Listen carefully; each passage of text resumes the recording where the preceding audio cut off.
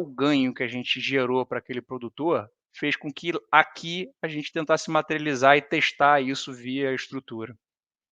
Não, show de bola. Uma pergunta muito bacana do Thiago aqui, o que acham do IPCA? Uma pergunta que eu queria realmente fazer para vocês. Vocês têm uma parcelinha já em IPCA, né? A gente está vendo alguns fundos já fazer uma migração de parte da carteira para o IPCA. Acho que é óbvio, né, que a gente tem que citar o KNCA, o tamanho do fundo, rapidamente foi para 25%, né? Saiu de 0 para 25%, e outros fundos têm saído mais ou menos nessa perspectiva. Então, ele está perguntando, né? É factível para o setor do agro, ou é difícil de precificar o agro? Se sim, quais segmentos poderiam ter dívidas em PCA? Então, o que vocês acham também, né, dessa questão de perspectiva de CDI caindo? Hoje teve aí reunião do Copom, manteve os 13,75, mas ata do Boletim Focus já falando uma pequena queda, já projetando para 2023 também uma Selic terminal, finalmente, né, depois de muito tempo abaixo de 2 dígitos. Como é que vocês têm enxergado também esse movimento? Se dá para inserir mais PCA na carteira?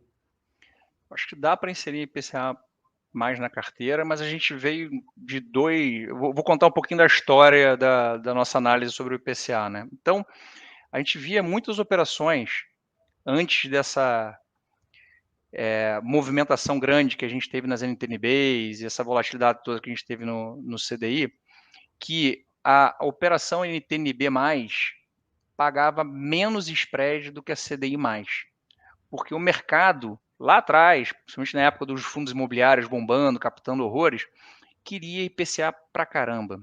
Então a gente via que era mais fácil eu fazer uma operação com o produtor ou no próprio mercado de capitais com CDI+, com mais retorno do que com o equivalente em IPCA+. Tá? Então, isso já foi, de certa forma, colocando a gente mais atento ao CDI.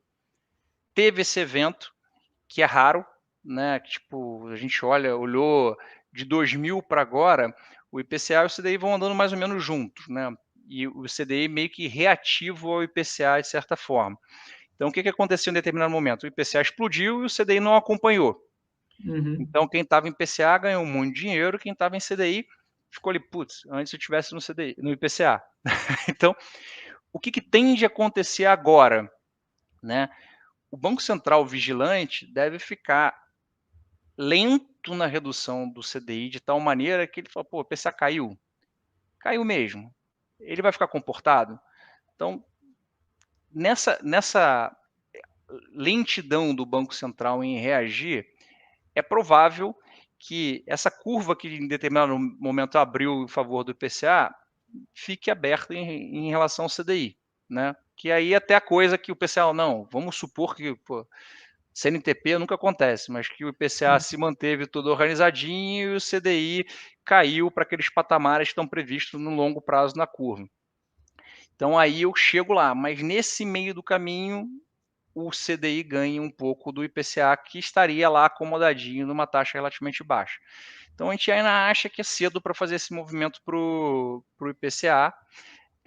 Para o produtor rural, que tem menos governança em específico, tem um impacto, né? Pô, a NTNB no longo prazo está 5, está 6.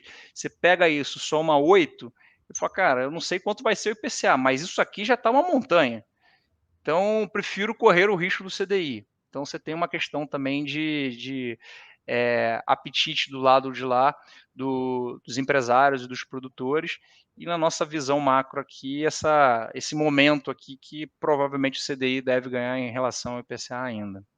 Não, muito bom, muito legal essa explicação. E é engraçado, né? A gente abre muito caixinha de perguntas lá no Instagram, né, Dani? E vem lá, agora com a queda da Selic, é hora de sair dos fiagros, né? E, pô, eu falo, cara, se a gente olhar para o Focus até a semana passada, terminal em 12,5 ainda, cara, é muito remunerador. Você pegar um spread médio aí das carteiras, você tem mais 4,5. Então, caramba, é sério, né? Tipo, calma, né? Vamos devagar. Ainda tem muito chão, eu acho. Também penso como você. O Thiago, cara, ele tá desbravando o relatório de vocês. Ele fez uma pergunta bem bacana aqui. Já para a gente ir para o final, cara, a live era 1 hora, já passamos aqui, já estamos 1 hora e meia, né, Dani? Vendo o último relatório, reparei que o fluxo de pagamentos foi acima do apurado nos últimos 3 meses. Qual seria o regime de pagamento? Caixa ou competência? E se vocês procuram linearizar os pagamentos? esse tema interessante essa semana, né? Porque um grande fundo imobiliário falou que está tendendo a linearizar seus pagamentos e isso gerou um burburinho aí nos grupos.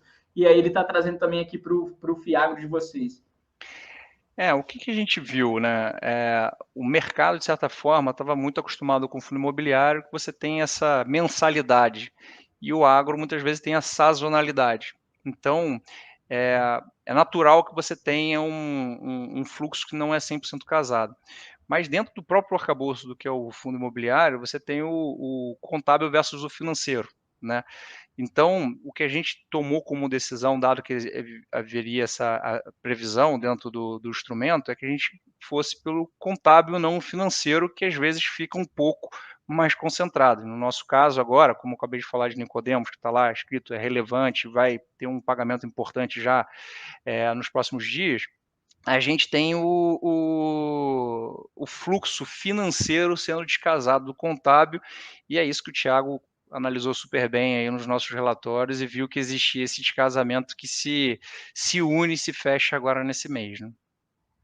Show de bola. Dani, para encerrar, cara, pode fazer aí alguma última pergunta.